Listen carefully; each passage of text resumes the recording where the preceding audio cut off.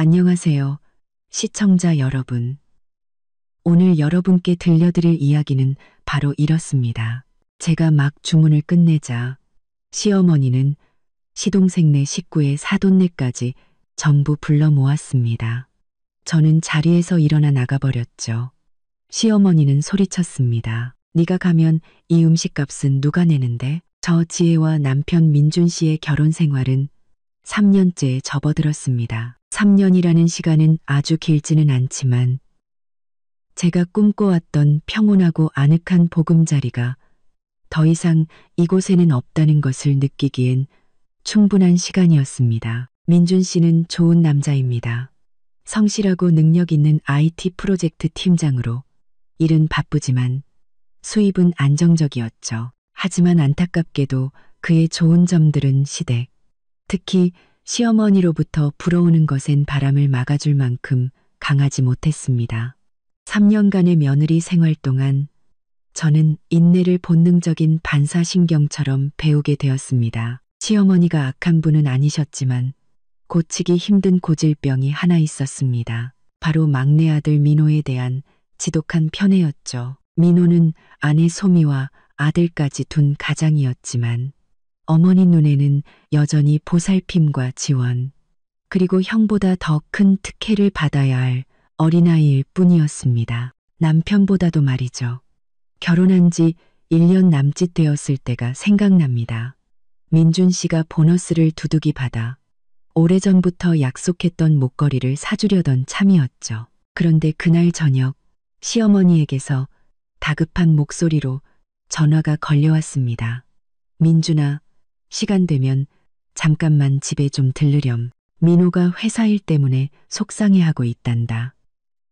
아직 젊고 세상 물정 모르니 형인 네가 좀 도와줘야지. 민준 씨는 미안한 눈으로 저를 쳐다보았지만 결국 시댁으로 향했습니다. 그가 돌아왔을 때 목걸이는 온데간데 없었고 제 마음을 서운하게 하는 이야기만 가지고 왔습니다. 어떻게 됐어요? 저는 아무렇지 않은 척 물었습니다. 민준 씨는 한숨을 쉬며 소파에 털썩 주저앉았습니다.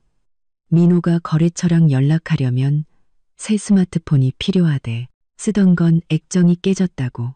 어머니가 형이니까 본보기를 보이고 동생을 도와야 한다고 하셔서 보너스 받은 돈으로 최신형을 사주고 왔어. 저는 그저 침묵할 수밖에 없었습니다. 그 스마트폰은 결코 싸지 않았습니다. 그 돈이면 우리 집 대출금을 한 달 더 갚거나 하다못해 미뤄왔던 제 생일 선물을 살 수도 있었죠. 하지만 이 집에서 민호의 필요는 언제나 최우선이었습니다. 시어머니는 종종 그런 요구를 하셨습니다. 때로는 물건을 사달라는 것이었고, 때로는 민호가 사업자금으로 쓸 약간의 현금을 달라는 것이었죠. 편애뿐만이 아니었습니다.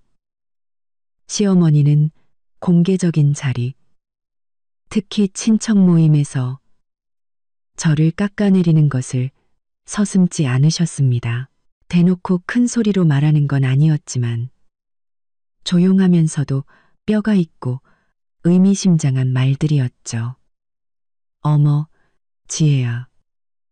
오늘 입은 옷은 왜 이렇게 칙칙하니? 시집 갔으면 자신을 좀 가꿔야지. 저기 민호 처솜이 좀 봐. 언제나 화사하고 생기 넘치잖아. 딱 시집간 여자 티가 나지. 또 한 번은 제가 식사 후 설거지를 하고 있을 때 시누이에게 이렇게 말하는 걸 들었습니다. 우리 지혜는 IT 쪽이라 그런지 너무 무뚝뚝해. 소미처럼 싹싹하고 말주변이 있질 않잖아. 집안일도 느리고 서툴고 월급은 많이 번다지만 여자가 돈만 잘 벌어서 뭐 하겠니? 저는 모든 걸 들었지만 고개만 숙일 뿐이었습니다. 시어머니에게 아기가 없다는 걸 압니다. 그저 다른 사람을 존중하는 법을 모르시고 민호에 대한 맹목적인 사랑이 제 감정을 무시하게 만들었을 뿐이죠. 저는 늘 참아야 한다고, 온화해야 한다고, 며느리의 도리를 다해야 한다고 스스로를 다독였습니다. 제가 진심으로 민준 씨를 사랑하고 가정의 평화를 지키고 싶었기 때문입니다. 제가 목소리를 내면 모든 것이 무너지고 민준 씨가 어머니와 아내 사이에서 곤란해질까 봐 두려웠습니다.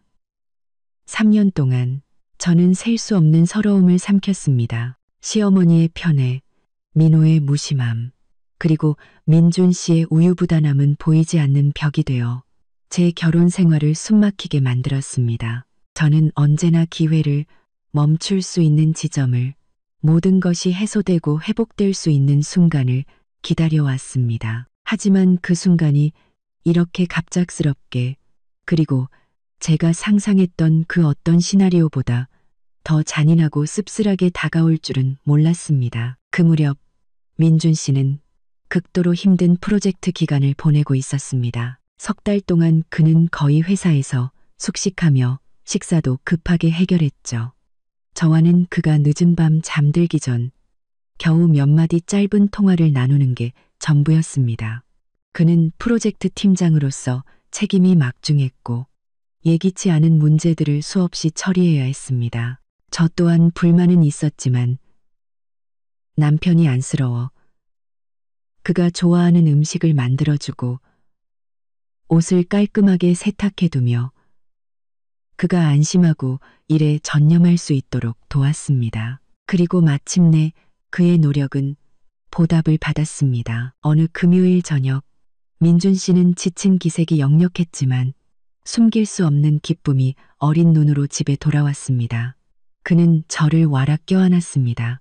마치 석 달간의 부재를 보상하려는 듯 꽉 안아주었죠. 지혜야. 잦은 야근으로 목소리가 쉬어 있었습니다. 프로젝트가 성공했어. 그냥 성공이 아니라 기대치를 훨씬 뛰어넘었대. 회사에서 방금 엄청난 보너스를 입금해줬어. 알아?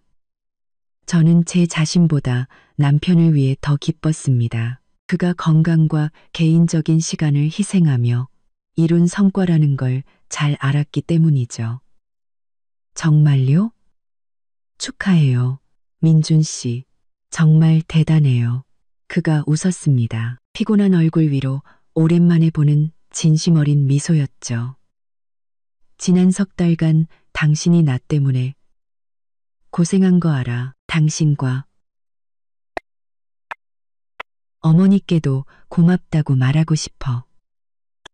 두 분을 모시고 정말 맛있는 식사를 하고 싶어. 아주 고급스러운 곳에서 긴장도 풀고 축하도 하고 그리고 조금이나마 관계를 회복하고 싶어. 그가 관계 회복이라는 말을 꺼냈을 때 제 가슴 한쪽이 아려왔습니다. 그는 저와 시어머니 사이의 갈등을 알고 있었습니다. 그저 정면으로 마주할 용기가 없었을 뿐이죠. 이 식사 제안은 민준 씨에게 단순한 보너스 축하가 아니라 집안의 균열을 메우려는 그의 미약한 노력이었습니다. 어머니랑 저를 어디로 데려가고 싶어요? 저는 물었습니다. 이번 기회에 시어머니와 편안하게 마주 앉을 수 있기를 속으로 바랐습니다. 민호나 소미 없이 저 역시 살이 분별할 줄 아는 며느리라는 것을 보여드릴 수 있기를요. 민준 씨는 제 손을 쓰다듬으며 흥분된 눈으로 말했습니다. 내가 알아봤는데 궁한정식이라는 아주 유명한 식당이 있더라고. 음식이 정말 정갈하고 분위기도 고급스럽고 조용하대. 이 식사를 위해 예산은 50만 원 정도로 잡았어.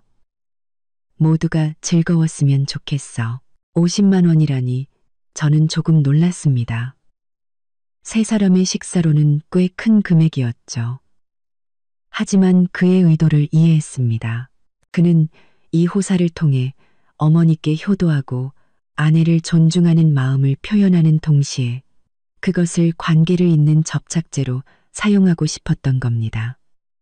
좋아요. 민준 씨가 결정해요.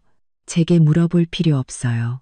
저는 망설임 없이 그의 제안을 받아들였습니다. 저는 이런 고급스러운 식사와 사적이고 격식 있는 공간이라면 시어머니께서 잠시나마 민호에 대한 편애를 잊으실 거라고 기대했습니다. 그리고 우리가 진정으로 따뜻한 저녁을, 진정한 가족의 의미를 되새기는 시간을 보낼 수 있을 거라고요. 저는 긴장된 분위기와 은근한 비난에 너무 지쳐 있었습니다. 짧더라도 평화가 필요했습니다. 민준 씨는 즉시 식당에 전화해 예약을 하고 이어서 어머니께 전화를 걸었습니다. 저는 옆에서 얼핏 들을 수 있었죠. 어머니, 저 보너스 크게 받았어요. 어머니랑 지혜 씨 모시고 내일 저녁에 궁 한정식에서 맛있는 식사 대접하고 싶어요. 따로 방도 예약해뒀어요. 전화기 너머 시어머니의 반응은 평소와 완전히 달랐습니다. 무관심하거나 식당을 폄하하거나 가격을 불평하는 평소 모습이 아니었죠. 오히려 목소리는 이상할 정도로 흥분에 차 있었습니다. 어머나, 우리 민준이 정말 장하다. 보너스 많이 받았으면 당연히 엄마랑 아내한테 한턱 내야지. 식당 이름이 뭐라고?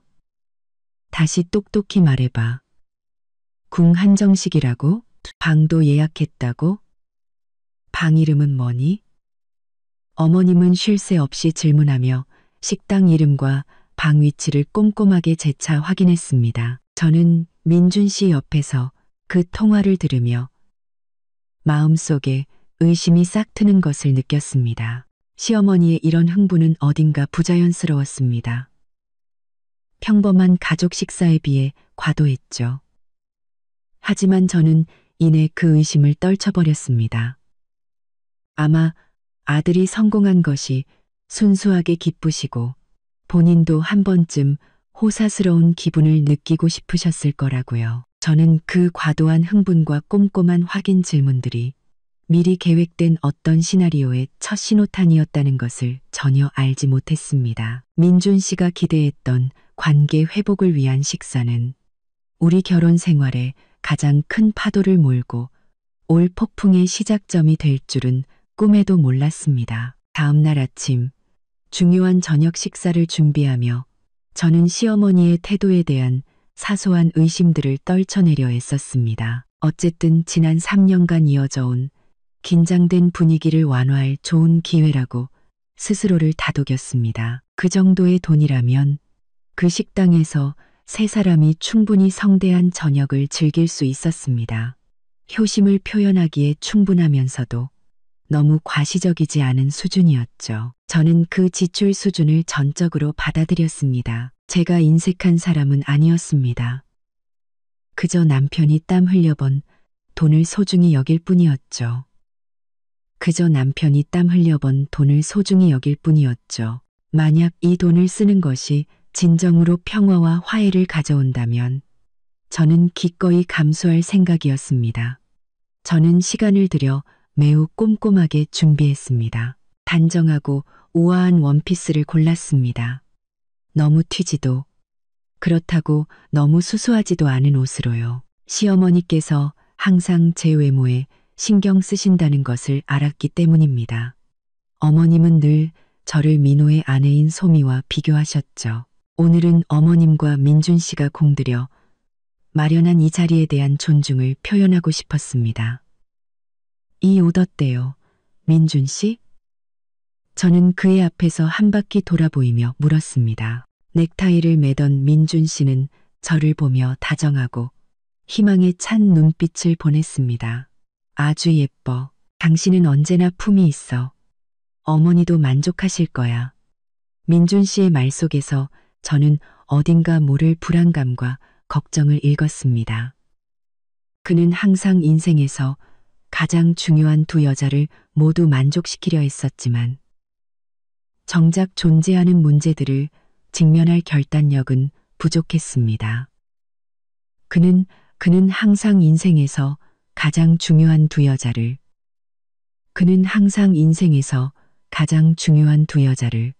그는 이 식사를 일시적으로 갈등을 잊게 할 진정제처럼 사용하고 싶어 했습니다.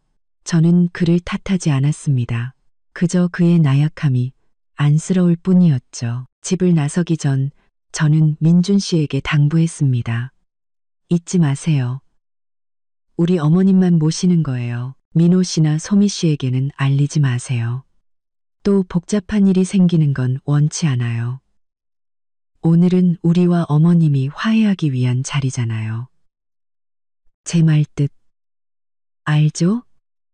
민준 씨는 즉시 고개를 끄덕였습니다. 알아. 알고 말고. 어머니께 우리 셋만 가는 거라고 말씀드렸어. 어머니도 알겠다고 하셨고, 민준 씨의 확언에 저는 한결 마음이 놓였습니다. 저는 그의 약속을 믿었고, 시어머니께서 아무리 민호를 편애하신다 해도 이 특별한 날만큼은 아들의 좋은 의도와 사적인 공간을 존중해 주실 거라 믿었습니다. 우리는 약속 시간보다 조금 일찍 식당으로 향했습니다. 저는 미리 도착해서 모든 것이 잘 준비되었는지 확인하고, 시어머니께서 오셨을 때 허둥대는 모습을 보이고 싶지 않았습니다. 가는 길에 민준 씨는 프로젝트에 대한 이야기와 그가 받은 큰 보너스에 대해 계속 이야기했습니다. 저는 그의 말을 들으며 그의 노력에 마음속으로 고마움을 전했습니다. 두 사람 사이의 공기가 이렇게 가볍고 편안했던 것이 얼마 만인지 몰랐습니다. 식당에 도착했을 때 저는 그곳의 단아하고 고급스러운 분위기에 깊은 인상을 받았습니다. 지배인이 우리를 예약된 별실로 안내했습니다. 방의 이름은 화목실이었습니다. 방은 그리 크지 않았지만 고전적인 스타일로 장식되어 아늑하고 조용했습니다. 식탁은 4명에서 6명 정도가 앉기에 딱 맞는 크기로 친밀하고 따뜻한 느낌을 주었습니다. 그때 저는 방을 둘러보며 만족감을 느꼈습니다. 이런 공간이라면, 우리 세 사람만 있다면 모든 것이 완벽할 텐데. 저는 민준 씨와 함께 자리에 앉아 시어머니를 기다렸습니다. 메뉴판을 열고 식당의 유명한 요리들을 살펴보며 평화로운 저녁 식사를 준비하고 있었습니다. 저는 그 평화가 시작되기도 전에 산산조각 날 준비를 하고 있었다는 것을 전혀 알지 못했습니다. 민준 씨와 저는 화목실에 약 15분 일찍 도착했습니다. 저는 이곳의 조용하고 고급스러운 분위기가 마음에 들었습니다. 정말 마음이 편안해지는 기분이었죠. 몇 달 만에 처음으로 결혼 생활의 바쁜 일상과 자잘한 스트레스에서 벗어나 진정한 여유를 즐기는 기분이었습니다. 이것 좀 봐요. 여기 신선로가 아주 유명하대요. 어머니가 이 음식 칭찬하시는 걸 자주 들었어요. 하나 시킬까요? 민준 씨가 제게 메뉴판을 건네며 아이처럼 신나게 말했습니다. 저는 미소 지으며 고개를 끄덕였습니다. 네, 어머니가 이 음식 얘기 자주 하셨던 거 기억나요? 어른들 입맛에 맞게 담백하고 전통적인 음식들로 시켜요. 너무 특이한 건 시키지 말고요.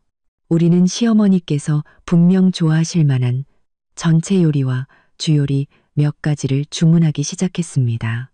신선로, 대하찜, 그리고 특별 버섯 전골. 모두 담백하고 전통적인 요리들이었고 가격도 우리가 정한 예산 안에 있었습니다. 제가 대략 계산해 보니 이 요리들을 합쳐도 15만 원 정도였습니다. 주문을 마치고 시어머니께서 오시기만을 기다렸습니다. 기다리는 동안 어젯밤 시어머니와의 통화가 다시 떠올랐습니다. 그 과도한 흥분, 장소와 방 이름까지 꼼꼼하게 확인하던 질문들이 계속 머릿속을 맴돌았습니다. 저는 여전히 어머님의 태도에서 뭔가 이상하고 부자연스러운 점을 느끼고 있었습니다. 저는 민준 씨에게 물었습니다. 민준 씨, 어제 어머니 통화하시는 거 들어보니까 이 방에 대해 굉장히 자세히 물어보시던데 무슨 일이라도 있나요? 민준 씨는 어깨를 으쓱하며 제 의심을 떨쳐내려 했습니다. 그냥 기분이 좋으셔서 그러셨겠지. 내가 이렇게 제대로 된 식사 대접하는 게 얼마만이야. 큰 잔치에 가는 것처럼 생각하셔서 잘 준비하시려고 장소를 자세히 알아본 거겠지. 그래도 방 이름까지 그렇게 꼼꼼하게 물어보시는 건 좀. 저는 살짝 미간을 찌푸렸습니다. 여자의 직감이 뭔가 잘못되었다고 말하고 있었죠. 에이, 지혜야, 너무 복잡하게 생각하지 마. 당신도 알잖아. 어머니가 나쁜 분은 아니라는 거. 그냥 민호를 조금 더 예뻐하실 뿐이야. 오늘은 우리 셋뿐이니까 모든 게 잘 될 거야. 저는 민준 씨의 긴장한 얼굴을 보고 더 이상 묻지 않기로 했습니다. 그의 기분을 망치고 싶지 않았습니다. 내가 그동안 쌓인 서러움 때문에 너무 예민해졌나 봐. 저는 스스로를 다독였습니다. 시어머니께서는 그저 아들이 성공한 것이 기쁘고 고급스러운 곳에 초대받았으니 아들 체면을 세워주기 위해 잘 준비하고 싶으셨을 거라고 그렇게 단순하게 생각하려 했었습니다. 약 10분 후 화목실의 문이 열리고 시어머니께서 들어오셨습니다. 평소의 편안한 실내복 차림이 아니었습니다. 오늘은 옅은 보라색 개량 한복을 입고 가지고 계신 유일한 금목걸이를 하고 계셨습니다. 화장도 꼼꼼히 하시고 머리도 단정하게 올리셨죠. 환하게 빛나는 모습이었지만 그 빛남 속에는 제가 이전에 본 적 없는 자만심과 계산적인 분위기가 서려 있었습니다. 어머, 민준아, 지혜야. 어머님은 큰 소리로 말하며 기쁨에 찬 얼굴로 우리 쪽으로 빠르게 걸어오셨습니다. 미안하다. 조금 늦었지. 네가 이렇게 좋은 곳에 초대했는데 엄마도 잘 차려입고 와야 하지 않겠니? 민준 씨는 일어나 어머니를 맞았고 그의 얼굴은 기쁨으로 환해졌습니다. 괜찮아요, 어머니. 앉으세요. 시어머니는 자리에 앉아 방안을 빠르게 훑어보시더니 우리가 방금 주문한 메뉴판에 시선을 고정했습니다. 어머님은 메뉴판을 집어들어 우리가 고른 음식들을 훑어보셨습니다. 그분의 얼굴에 불만스러운 듯한 미묘한 표정이 스쳐 지나갔지만 이내 그 표정을 감추셨습니다. 시어머니는 메뉴판을 내려놓고 제가 보기엔 조금 어색한 미소를 지으셨습니다. 그분은 다른 약속들을 얼마나 많이 거절하고 우리와 함께하기 위해 이곳에 왔는지에 대해 늘어놓기 시작했습니다. 저는 즐거운 분위기를 만들고자 최대한 열심히 대화에 참여하려 했었습니다. 그때까지도 저는 희망을 품고 있었습니다. 시어머니께서 조금 과장되게 행동하시더라도 오늘 밤은 평범한 식사, 저와 그분의 관계에 긍정적인 전환점이 될 것이라고 생각했습니다. 저는 그 화려한 외모와 거짓된 흥분 아래 시어머니께서 이미 시나리오를 준비해 두셨고 우리 부부가 그 연극의 꼭두각시라는 사실을 전혀 알지 못했습니다. 첫 번째 불길한 징조가 제 눈앞에 곧 나타나려 하고 있었습니다. 시어머니께서 자리에 앉으신 후 화목실의 분위기는 다소 차분해졌지만 저는 여전히 보이지 않는 긴장감을 느낄 수 있었습니다. 민준 씨는 어머니께 프로젝트와 보너스에 대해 더 자세히 이야기하며 분위기를 부드럽게 만들려고 애썼습니다. 시어머니는 고개를 끄덕이며 들었지만 시선은 테이블 중앙에 놓인 메뉴판에서 떼지 않으셨습니다. 어머니, 지혜 씨랑 제가 어머니 좋아하시는 전통 음식들로 미리 좀 주문해 놨어요. 민준 씨가 다정한 목소리로 말했습니다. 신선로랑 대하찌며 어머니께서 이거 못 드신 지 오래됐다고 하셨잖아요. 맞죠? 시어머니는 바로 대답하지 않으셨습니다. 그분은 다시 메뉴판을 집어들어 우리가 주문한 음식들을 훑어보셨습니다. 저는 그분이 아주 살짝 미간을 찌푸리는 것을 보았습니다. 주의 깊게 보지 않았다면 알아채지 못할 만큼 빠른 움직임이었죠. 아마도 우리가 고른 담백한 전통 음식들이 그분의 기대에 미치지 못했던 모양입니다. 저는 즐거운 분위기를 이어가기 위해 말을 거들었습니다. 네, 어머님, 민준 씨가 어머님 입맛을 정말 잘 기억하더라고요. 꼭 어머님께 맛있는 식사, 그것도 어머님이 제일 좋아하시는 음식으로 대접해야 한다고 계속 말했어요. 시어머니는 그제야 저를 흘긋 쳐다보시더니 다시 메뉴판으로 고개를 숙였습니다. 그래, 지혜도 고를 줄 아는구나. 그런데 민준아, 어머님은 목소리를 길게 끌며 말했습니다. 이건 네가 크게 받은 보너스잖아. 행운을 부르는 자리이고 인생의 전환점이 될 수도 있는데 뭔가 좀 격에 맞게 제대로 된 걸 먹어야 하지 않겠니? 저는 속으로 생각했습니다.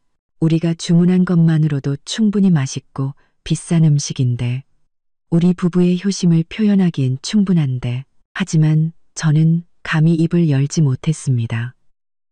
이 순간에 그분의 심기를 거스르고 싶지 않았습니다. 민준 씨를 보니 그 역시 당황한 기색이 역력했습니다. 네, 어머니. 이 음식들이 제일 맛있는 것들이에요. 이 식당의 정수라고 할 수 있는 요리들로 주문했어요. 민준 씨가 조심스럽게 말했습니다. 시어머니는 아들과 논쟁하지 않았습니다. 그저 헛기침을 한번 하시더니 옆에 대기하고 있던 직원을 불렀습니다. 어머님은 우리에게 단 한마디 의견도 묻지 않았습니다. 마치 이 파티의 유일한 주인인 것처럼 행동하셨죠. 이모. 어머님은 권위적인 목소리로 크게 불렀습니다. 이런 음식들은 너무 평범하잖아. 축하하는 자리에서는 산의 진미를 먹어야지. 여기 특별 해산물 메뉴 좀 가져와 봐요. 직원은 갑작스러운 요청에 놀란 듯 했지만 프로다운 태도를 유지하며 두툼한 추가 메뉴판을 건넸습니다. 시어머니는 돋보기를 꺼내 쓰고 각 메뉴를 꼼꼼히 살피며 입으로 무언가 중얼거리며 계산했습니다. 저와 민준 씨는 불길한 예감에 휩싸여 서로를 쳐다볼 뿐이었습니다. 마침내 그분은 두 가지 메뉴를 손가락으로 가리키며 단호하게 말했습니다. 이거 2개 줘요. 자연산 다금바리 회하고 불도장. 이 2개가 이 집 특선 요리 맞죠? 최대한 빨리 해줘요. 오늘 우리 집 좋은 날이니까. 직원은 주문을 받아 적으며 약간 더듬거렸습니다. 네, 어머님. 그런데 이 2 요리는 최고급 메뉴라 가격이 좀. 시어머니는 직원의 말을 즉시 자르며 높고 거만한 목소리로 말했습니다. 비싸긴 뭐가 비싸? 오늘 우리 아들이 보너스를 크게 받았는데 식사는 당연히 최고급으로 인류로 해야지. 좋은 걸 먹어야 운이 따르고 사업도 번창하는 거야. 잔말 말고 어서 준비해요. 인색하게 굴지 말고. 저는 인색하게라는 단어를 강조하는 것을 똑똑히 들었고 그 말이 저를 겨냥한 것임을 알았습니다. 다금바리 회와 불도장. 저는 즉시 우리 계산서가 걷잡을 수 없이 치솟을 것이라는 걸 직감했습니다. 그 2 요리를 합치면 민준 씨가 처음에 예산으로 잡았던 50만 원을 확실히 넘어서 어쩌면 2배가 될 수도 있었습니다. 저는 민준 씨를 돌아보았습니다. 도움을 구하고 책망하는 눈빛으로요. 그는 고개를 숙인 채 차를 한 모금 마실 뿐 어머니에게 감히 한마디도 반대하지 못했습니다. 시어머니는 추가 주문을 마친 후 이상할 정도로 기분이 좋아지셨습니다. 그분은 우리에게 말을 걸기 시작했지만 화제는 여전히 민준 씨의 보너스와 그의 밝은 미래에 대한 것뿐이었습니다. 대화 내내 그분은 돈이 있으면 쓸 줄 알아야 하고 남들이 보기에 인색하지 않게 최고급으로 먹어야 한다고 계속해서 반복했습니다. 저는 그 자리에 앉아 억지 미소를 지었지만 속은 불타는 것 같았습니다. 시어머니의 이 추가 주문이 단순히 충동적인 행동이 아니라 미리 계산된 계획의 첫 단계라는 것을 이해했습니다. 그분은 의도적으로 계산서를 부풀려 돌이킬 수 없는 상황을 만들고 있었습니다. 하지만 그 최종 목적이 무엇인지는 그때까지 짐작할 수 없었습니다. 저는 그저 민준 씨와 제가 기대했던 화해의 저녁 식사가 긴장과 계산으로 가득 찬 파티로 공식적으로 변질되었다는 것만 알 뿐이었습니다. 저는 침착함을 유지하려 했으며 어차피 효도하는 식사니 눈 감고 넘어가자고 스스로를 다독였습니다. 저는 처음에 주문했던 가벼운 음식들에 집중하며 천천히 맛을 음미했습니다. 마치 시간을 벌고 저 두산의 진미의 등장을 늦추려는 듯이요. 하지만 시어머니는 그렇지 않았습니다. 그분은 매우 흥분한 상태였습니다. 계속해서 시계를 보고 방문 밖을 내다보며 마치 식사보다 더 중요한 무언가를 기다리는 듯 했습니다. 저는 그분이 계속해서 휴대폰을 꺼내 누군가에게 몰래 문자를 보내는 것을 보았습니다.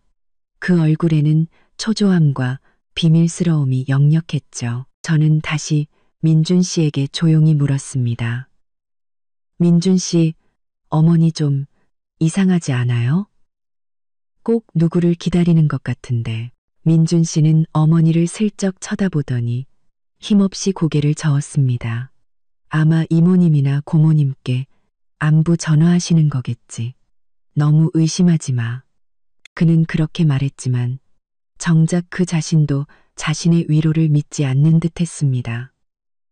그의 마음속 불안감은 저 못지않게 분명했습니다. 불과 몇 분 후 직원이 막 첫 번째 전체 요리인 담백한 샐러드를 내왔을 때 화목실의 문이 갑자기 활짝 열렸습니다. 들어온 사람은 다름 아닌 시동생 민호와 그의 아내 소미, 그리고 그들의 어린 아들이었습니다. 세 사람 모두 꽤 잘 차려입고 있었지만 태도는 너무나 자연스러웠습니다. 마치 오래전부터 정식으로 초대받은 손님들처럼요. 어머니, 형수님, 민호가 큰 소리로 인사하며 환하게 웃었습니다. 전혀 어색하거나 놀란 기색이 없었죠. 저희가 마침 이 근처를 지나가다가 형 차를 봤어요. 바로 어머니랑 형수님이 축하 파티하고 계신 줄 알았죠. 정말 우연이네요. 민호가 말한 우연이라는 단어는 너무나 자기적이고 터무니없게 들렸습니다. 어떻게 민호가 궁한정식처럼 고급스럽고 외진 식당 근처를 우연히 지나가다가 우리가 이 별실에 있다는 것을 바로 알아챌 수 있었을까요? 분명 민호는 미리 연락을 받았고 그 연락을 한 사람은 다름 아닌 시어머니였습니다. 시어머니는 이때 환하게 웃으셨습니다. 분명 민호는 미리 연락을 받았고 계획의 한 단계를 성공적으로 마친 사람의 만족스러운 미소였죠. 그분은 자리에서 일어나 반갑게 민호네 가족을 맞았습니다. 어머, 민호 왔구나. 소미도. 엄마가 너희들 기다리고 있었단다. 내가 민준이한테 맛있는 거 더 시켜야 한다고, 제대로 먹어야 한다고 말했어. 오늘은 내 형이 보너스 크게 받은 좋은 날이잖아. 우리 가족 모두가 함께 행운을 나누고 복을 받아야지. 그분은 행운을 나눈다와 복을 받는다는 말을 의미심장하게 사용했습니다. 저는 민준 씨를 똑바로 쳐다보았습니다. 그의 얼굴은 창피함과 무력감으로 빨갛게 달아올라 있었습니다. 그는 민호의 등장을 전혀 모르고 있었던 것이 분명했습니다. 어머니, 세 사람만 오기로 하셨잖아요. 민준 씨가 더듬거리며 말했지만 그의 목소리는 시어머니와 민호의 웃음소리에 묻혀버렸습니다. 에이, 참, 시어머니는 손을 내저었습니다. 내 동생이 온 게 뭐 어때서? 다 한 식구인데, 그리고 지혜는 형수니까 당연히 이해해야지. 어서 민호야, 소미야, 다들 앉아라. 엄마가 다금바리 회랑 불도장 시켜놨다. 역시 너희들이 와야 더 시끌벅적하고 분위기가 살지. 민호와 소미는 제 안색은 살피지도 않고 재빨리 의자를 끌어다 앉았습니다. 소미는 제게 도발적인 미소를 지으면서도 가식적인 호칭은 잊지 않았습니다. 안녕하세요, 형수님. 오랜만이에요. 오늘 형부 덕분에 저희가 이런 고급스러운 곳에 다 와보네요. 저는 목구멍으로 넘어오는 울분을 삼키며 최대한 차분한 목소리를 유지하려 애썼습니다. 그래, 소미 씨. 와줘서 좋네. 하지만 난 미리 연락받은 게 없어서. 민호가 즉시 끼어들었습니다. 에이, 형수님. 뭘 그렇게 딱딱하게 구세요. 한 가족인데 형이 보너스 받았으면 다 같이 기뻐해야죠. 그런 사소한 일에 연연하지 마세요. 5분도 채 안 돼요. 처음에 조용하고 아늑했던 공간은 사라졌습니다. 원래 6인용이었던 화목실은 이제 비좁아졌습니다. 저는 이것이 시어머니께서 준비한 두 번째 불길한 징조라는 것을 알았습니다. 그분은 제가 비싼 식사비를 내게 하려는 것뿐만 아니라 초대받지 않은 민혼의 가족의 식사비까지 내게 하려는 것이었습니다. 행운을 나눈다는 명목 아래서요. 제가 민호와 소미의 등장을 겨우 소화하며 이 난처한 상황에 어떻게 대처할지 고민하고 있을 때 더 끔찍한 일, 치명적인 한 방이 예기치 않게 닥쳐와 저는 거의 평정심을 유지할 수 없게 되었습니다. 민호, 소미, 그리고 그들의 어린 아들의 등장은 화목실을 아늑한 공간에서 비좁고 시끄러운 곳으로 바꿔버렸습니다. 민준 씨의 얼굴에는 여전히 당혹감과 혼란이 서려 있었고 시어머니는 만족감을 감추지 못하셨습니다. 그분은 계속해서 민호와 소미에게 자리에 앉으라고 재촉하며 메뉴판을 보고 마음에 드는 것을 더 시키라고 말했습니다. 민호야, 소미야. 둘이 보고 뭐 새로운 거, 비싼 거 있으면 더 시키렴. 어머님은 과시하듯 그리고 가식적으로 호탕한 척하며 큰 소리로 말했습니다. 오늘은 내 형이 쏘는 날이야. 보너스 크게 받았으니 실컷 먹어야지.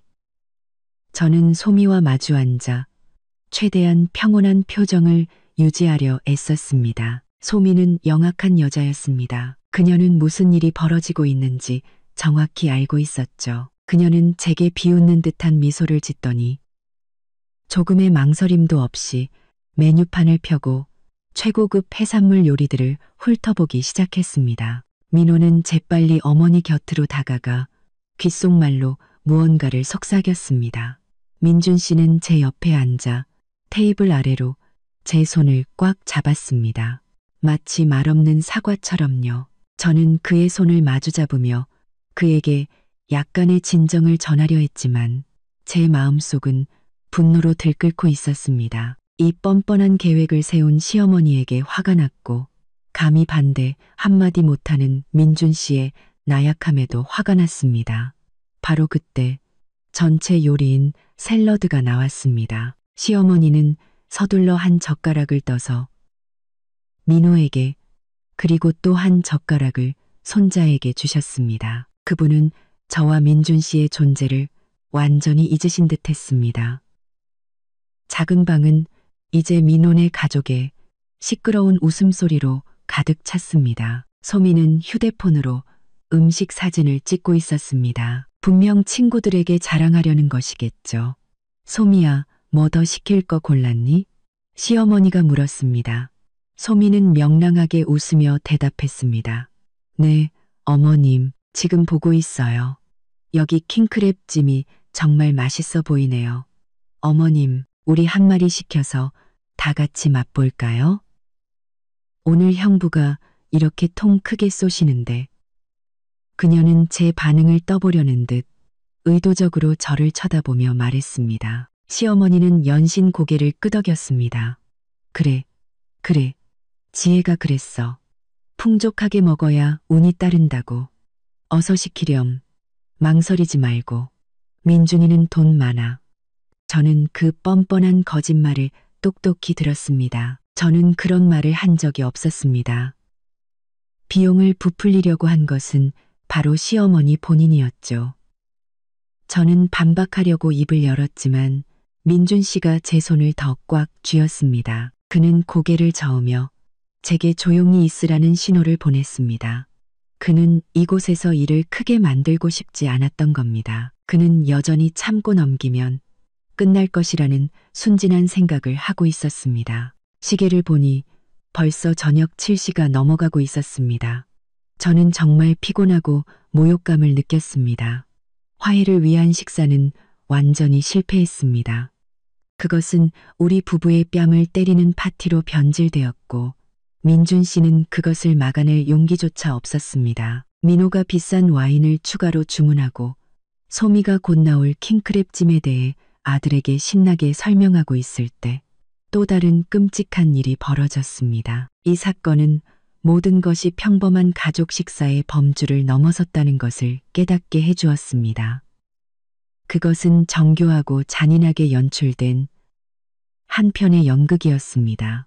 화목실의 문이 다시 한번 열렸습니다. 이번에는 한두 명이 아니었습니다. 약 9명이나 되는 무리가 차례로 방으로 들어왔고 이미 비좁았던 방은 극도로 답답하고 혼란스러워졌습니다. 그들이 누구냐고요? 바로 소민의 친정 식구들, 즉 사돈댁이었습니다. 소미의 부모님, 형제자매, 그리고 어린 조카들까지요. 그들은 모두 얼굴에 한바구음을 띤 채 들어왔고 고급스러운 공간과 풍성한 식탁을 보자 눈이 호기심과 탐욕으로 빛났습니다. 어머나, 사돈어른 오셨어요. 시어머니는 벌떡 일어나 예의도 잊은 채 기쁘게 외쳤습니다. 그분은 그들을 반갑게 맞이했습니다. 마치 자신이 이 파티의 주인이고 오랫동안 그들을 기다려온 것처럼요. 사돈어른, 어서 들어오세요. 기다리고 있었어요. 마침 딱 맞춰 오셨네요. 그분은 손으로 의자를 끌어주며 그들을 앉으라고 권했습니다. 화목실은 이제 시장 바닥으로 변해버렸습니다. 총 13명의 초대받지 않은 손님, 시어머니, 민호, 소미, 그들의 아들, 그리고 9명의 사돈 식구들, 최대 6명만 들어갈 수 있는 공간에 그들이 빽빽하게 들어차 있었습니다. 어른들은 서로 밀치고 아이들은 뛰어다니고 시끄러운 대화 소리, 큰 웃음소리, 의자 끄는 소리, 모든 것이 너무 빠르고 혼란스럽게 일어났습니다. 저는 그 자리에 얼어붙은 듯 앉아 있었습니다. 마치 얼음물을 뒤집어 쓴 것처럼 온몸이 차갑고 마비되는 기분이었습니다. 저는 눈앞의 혼란스러운 광경을, 초대받지 않은 손님들의 눈에 서린 탐욕과 뻔뻔함을 보며 마치 새장 속에 갇혀 빠져나갈 길 없는 작은 새가 된 기분이었습니다. 문득 서유기 이야기가 떠올랐습니다. 제가 마치 거미 동굴에 빠진 삼장법사처럼 요괴들에게 둘러싸였는데 아무도 저를 구해줄 생각이 없는 것 같았습니다. 시어머니는 전혀 부끄러워하거나 미안해하지 않으셨습니다. 그분은 저와 민준 씨를 돌아보며 목소리 톤을 완전히 지시하고 강요하는 투로 바꿨습니다. 민준아, 지혜야. 둘이 뭐하니? 어서 의자 좀 더 가져와. 사돈댁이 이렇게 많이 오셨는데 정성껏 대접해야지. 서둘러 음식도 더 시켜야 하니까. 소미는 즉시 일어나 재빨리 저를 자기 부모님께 소개했습니다. 아, 아빠, 엄마. 이쪽은 제 형수님, 지혜 형수님이에요. 오늘 형님이랑 형수님이 우리 식구들 다 대접하는 거예요. 형부가 회사에서 보너스를 엄청 크게 받으셨거든요. 소미의 부모님은 저를 훑어보는 듯한 평가적인 눈빛으로 보더니 매우 거만한 태도로 고개를 끄덕였습니다. 소미의 어머니가 큰 소리로 말했습니다. 어머나, 맏며느리가 이렇게 능력 있고 사리분별이 밝으니 우리 사돈댁은 참 복도 많으시네. 저는 소리치고 싶었습니다. 테이블을 뒤엎고 일어나 누가 대접한다는 거냐? 나는 아무도 초대한 적 없다고 외치고 싶었습니다. 하지만 저는 마지막 남은 이성의 끈을 겨우 붙잡고 있었습니다.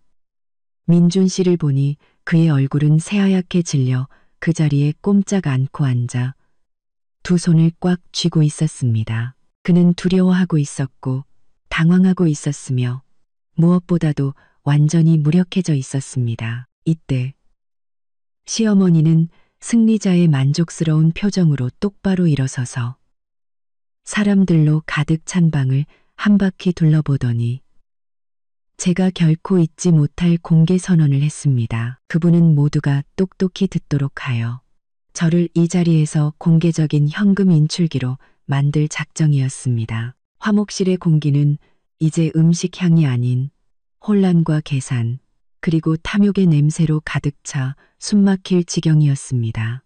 13명의 초대받지 않은 손님들이 작은 방에 빽빽하게 들어차 있어 저는 숨쉬기조차 힘들었습니다. 저는 그 자리에 조각상처럼 앉아 시어머니께서 공들여 준비한 연극을 지켜보고 있었습니다. 시어머니는 모든 사람들의 자리를 급하게 정돈해준 후 똑바로 서서 손가락으로 유리잔을 가볍게 쳐 작지만 모두의 주의를 끌기에 충분한 소리를 냈습니다. 그분은 전혀 주저하거나 부끄러워하지 않았고 오히려 매우 자랑스럽고 권위적인 태도를 보였습니다. 사돈어른, 그리고 얘들아, 모두 주목해 주렴. 그분은 크고 또렷한 목소리로 한 글자 한 글자 제 귀에 새기듯 말했습니다. 오늘 우리 집에 아주 큰 경사가 있단다. 내 맏아들 민준이가 큰 프로젝트를 성공적으로 마치고 회사에서 아주 두둑한 보너스를 받았어. 사람들이 시끄럽게 박수를 치자 그분은 만족스러운 미소를 지으며 말을 이었습니다. 이 기쁨을 축하하고 또 우리 민호와 소미의 앞으로의 사업에 좋은 기운을 불어넣어 주기 위해 민준이 부부가 우리 식구들과 사돈어른, 내외를 모두 모시고 이곳 궁 한정식에서 아주 성대한 파티를 열기로 했단다. 저는 주먹을 꽉 쥐었습니다. 손톱이 살을 파고드는 것 같았죠. 그분은 뻔뻔하게 거짓말을 하고 있었습니다. 우리 부부가 온 가족과 사돈댁까지 초대하기로 결정했다고 말했지만 실제로는 민준 씨가 오직 어머님 한 분만 초대했던 것입니다. 이 연극은 너무나 완벽해서 저는 그 철면피함에 할 말을 잃었습니다. 그러고는 저를 돌아보았습니다. 그 날카롭고 계산적인 눈빛은 제가 고개를 끄덕여 인정하라고 강요하는 듯 했습니다. 하지만 저는 그저 그분을 똑바로 쳐다볼 뿐 아무 말도 하지 않았고 고개를 끄덕이지도 미소 짓지도 않았습니다. 그분은 제 반응을 기다리지 않고 모든 것을 절정으로 밀어붙였습니다. 그리고 더욱 특별한 것은 오늘 이 파티의 모든 사내 진미, 이 비싼 음식들은 바로 제 맏며느리 이지혜가 대접하는 것이랍니다. 그분은 의도적으로 제 이름을 강조했습니다. 우리 지혜가 그러더구나. 좋은 날에는 돈이 문제냐고요. 민준이 보너스로 모두를 초대해서 함께 축하하고 기쁨을 나누고 좋은 기운을 받고 싶다고요. 이 선언은 마치 제 얼굴에 찬물을 끼얹는 것 같았습니다. 놀라워서가 아니라 모욕감과 변질된 상황이 한계를 넘어섰기 때문입니다. 시어머니는 시댁 식구들과 사돈댁 앞에서 저를 공개적으로 자발적인 지불자, 즉 현금 인출기로 만들어버렸습니다. 그분은 아들의 돈을 제 명의로 사용하여 다른 사람들의 환심을 사고 그들을 매수하려 했습니다. 시어머니의 선언 후 13명 손님들의 시선이 모두 제게 쏠렸습니다. 그것은 더 이상 훑어보는 눈빛이 아니었습니다. 그것은 강탈과 끝없는 탐욕의 눈빛이었습니다. 민호와 소미는 덫에 걸린 사냥감을 보듯 저를 보며 속으로 웃었습니다. 민준 씨는 마침내 반응을 보였습니다. 그는 당황하며 자리에서 일어나 반박하려 했지만 시어머니가 재빨리 그의 어깨에 손을 얹고 꽉 누르며 귓속말로 무언가를 말했습니다. 그는 얼굴이 창백해진 채로 의자에 털썩 주저앉아 고개를 숙였습니다. 그는 어머니에게 완전히 제압당한 것입니다. 저는 이 순간 저의 모든 인내와 화해를 위한 노력이 물거품이 되었음을 깨달았습니다. 이 파티는 더 이상 화해의 기회가 아니었습니다. 그것은 우리 부부의 돈을 뜯어내고 시어머니가 민호를 편애한다는 것을 과시하며 제가 그 뻔뻔함을 묵묵히 받아들이게 하려는 덫이었습니다. 가슴이 꽉 막히는 기분이었습니다. 하지만 그 극도의 모욕감 속에서 차갑고 이성적인 불꽃이 제 안에서 타올랐습니다. 저는 더 이상 이 상황을 그대로 둘 수 없다는 것을 알았습니다. 시어머니의 강압적인 공개 선언 직후 방 안의 숨막히는 분위기는 즉시 혼란과 탐욕의 상태로 바뀌었습니다. 시동생 민호가 가장 먼저 행동에 나섰습니다. 그는 소미의 손에서 메뉴판을 낚아채더니 조금의 망설임도 없이 비싼 해산물 페이지를 펼쳤습니다. 퍼리순탕 퍼리선행 페이지를 퍼리선이고 그는 시동생 민호가 가장 먼저 행동에 나섰습니다. 그는 환희에 찬 목소리로 탐욕을 숨기지 않고 크게 말했습니다.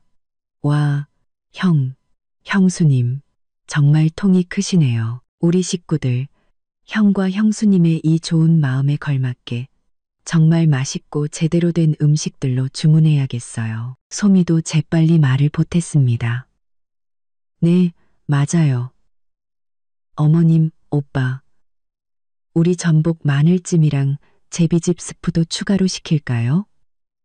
여기 이게 보양식으로 그렇게 좋대요. 사돈어른이랑 우리 손주 보양 좀 시켜드려야죠. 그녀는 의도적으로 사돈과 손주를 언급하며 제게 도덕적인 압박을 가했습니다. 소민의 친정 식구들도 시어머니의 선언과 민호 부부의 제안을 듣고는 슬슬 기세를 올리기 시작했습니다. 그들은 서로 비싼 음식들에 대해 속삭이기 시작했죠. 소미의 아버지, 나이는 지긋했지만 눈빛에 계산이 가득한 그 남자는 메뉴판을 집어들고 한 메뉴를 가리키며 큰 소리로 말했습니다. 이봐, 여기 이 킹크랩찜이 이 동네에서 제일 맛있다고 하던데 어차피 오늘 같은 날은 드무니까 맏며느리가 이렇게 마음을 썼으니 우리도 그냥 즐기자고.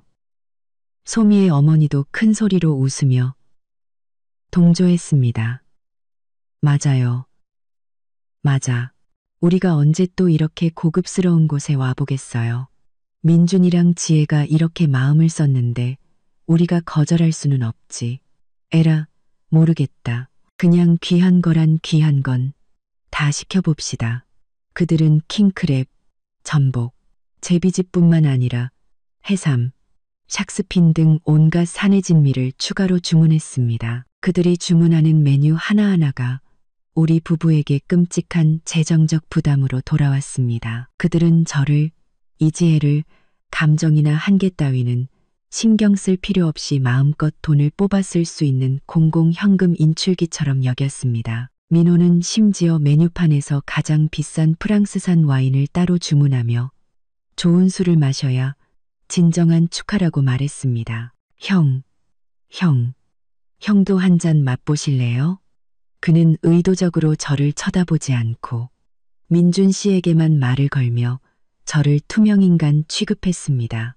직원은 이 혼란스러운 광경과 쏟아지는 비싼 주문들을 보고는 당황한 기색이 역력했습니다. 그녀는 계산할 사람을 다시 확인하려는 듯 우리 쪽을 쳐다보았습니다. 시어머니는 그것을 보고 다시 나섰습니다. 이모, 그냥 다 적어요. 오늘 우리 맏며느리가 쏘는 거니까 제일 신선하고 제일 비싼 걸로 해줘요. 모든 일은 15분도 채 안 되어 일어났습니다. 세 사람, 예산 50만 원으로 시작된 식사는 이제 제가 감히 상상할 수도 없는 거액의 계산서로 부풀어 올랐습니다. 그것은 단순히 2배, 3배가 아니라 아마 원래 예산의 몇 배는 좋게 될 것이었습니다. 저는 시댁과 사돈댁의 끝없는 탐욕을 그저 지켜보고 있었습니다. 그들은 시끄럽게 웃고 떠들며 메뉴판을 서로 뺏어보고 어떤 음식이 더 맛있는지 더 비싼지 토론했습니다. 저와 민준 씨의 섬뜩할 정도의 침묵에는 전혀 신경 쓰지 않았습니다. 저는 민준 씨를 돌아보았습니다. 그는 여전히 고개를 숙인 채 저를 쳐다보지도 어머니나 동생을 쳐다보지도 못했습니다. 저는 그가 부끄러워하고 무력해하며 아내를 지키지 못한 자기 자신에게 극도로 실망하고 있다는 것을 알았습니다. 이 순간 그의 비겁함은 제 인내의 잔을 넘치게 한 마지막 물방울이었습니다. 저의 인내와 화해에 대한 희망이 치욕과 상실로 되돌아왔다는 것을 깨달았습니다. 저는 더 이상 가만히 앉아 있을 수 없었습니다. 이 혼란과 뻔뻔함을 끝내기 위해 무언가를 해야만 했습니다. 화목실은 이제 제게 무성 연극의 무대와도 같았습니다. 저를 제외한 모든 사람들이 말하고 웃고 주문하고 기뻐하고 있었습니다. 저의 침묵은 주변의 혼란과 소음과 극명한 대조를 이루었습니다. 저는 고립되었고 저 13명의 뻔뻔함 앞에서 무생물처럼 변해버린 기분이었습니다. 저는 남편 민준 씨를 돌아보았습니다. 그는 여전히 테이블 밑에서 두 손을 꽉 쥔 채 고개를 숙이고 앉아 있었습니다. 그는 여전히 테이블 밑에서 두 손을 꽉 식당의 따뜻한 노란 조명이 그의 얼굴을 비추며 그의 극심한 당혹감과 수치심을 드러냈습니다. 그의 얼굴은 분노가 아닌 혼란과 무력감으로 붉게 달아올라 있었습니다. 저는 민준 씨가 좋은 사람이라는 걸 압니다. 그는 저를 사랑하지만 그 사랑과 친절함은 맹목적인 효심과 나약함에 가려져 있었습니다. 그는 어머니에게 몇 번이고 조종당했고 이번에는 모든 것이 통제 불능 상태에 이르도록 내버려 두었습니다. 저는 그의 팔을 가볍게 흔들며 나지막이 불렀습니다. 민준 씨. 그가 깜짝 놀라 고개를 들어 저를 보았습니다. 그의 눈빛은 간청과 두려움으로 가득 차 있었습니다. 그는 제 눈을 똑바로 쳐다보지 못했습니다. 이대로 두면 안 돼요. 저는 낮고 차가운 목소리로 말했습니다. 저 사람들이 우리 돈으로 무슨 짓을 하고 있는지 좀 보세요. 당신의 선의를 악용하고 저를 모욕하고 있잖아요. 민준 씨는 더듬거렸습니다. 그의 목소리는 모기 소리처럼 작아서 가족들의 소음에 거의 들리지 않았습니다. 나도 알아. 하지만 지금 어머니가 기뻐하시잖아. 사돈댁도 와 계시고. 내가 이 분위기를 망칠 수는 없어. 지혜야, 분위기를 망칠 수 없다고요? 저는 제 귀를 의심했습니다. 지금 무슨 분위기를 말하는 건가요? 탐욕과 거짓말, 그리고 당신 아내에 대한 모욕으로 가득 찬 이 분위기 말인가요? 제가 말을 채 끝내기도 전에 시어머니께서 우리의 속삭임을 알아채셨습니다. 그분은 돌아보며 칼날처럼 날카로운 눈빛으로 민준 씨를 쏘아보았습니다. 민준아, 너 지혜랑 무슨 얘기하니? 할 말 있으면 다 같이 듣게 큰 소리로 해봐. 그분의 목소리는 높고 위협적이었습니다. 그렇게 몰래 속닥거리지 말고 혹시 지혜가 인색하게 구는 거니? 오늘 너는 맏아들이고 보너스도 크게 받았잖아. 네가 이 파티의 주인이 되어야지. 네 아내가 나서게 둬선 안 돼. 민준 씨는 즉시 고개를 숙였습니다. 그는 무언가 말하려 애썼지만 그것은 제가 들어본 중 가장 힘없는 반박이었습니다. 어머니, 저는 어머니만 초대했는데요. 손님을 너무 많이 부르셔서 예산을 초과했어요. 민준 씨의 그 반박은 시어머니에 의해 모든 사람 앞에서 가차없이 묵살되었습니다. 너 지금 뭐라고 했니? 이 녀석이 엄마가 손님을 더 부른 건 내 체면을 세워주려고.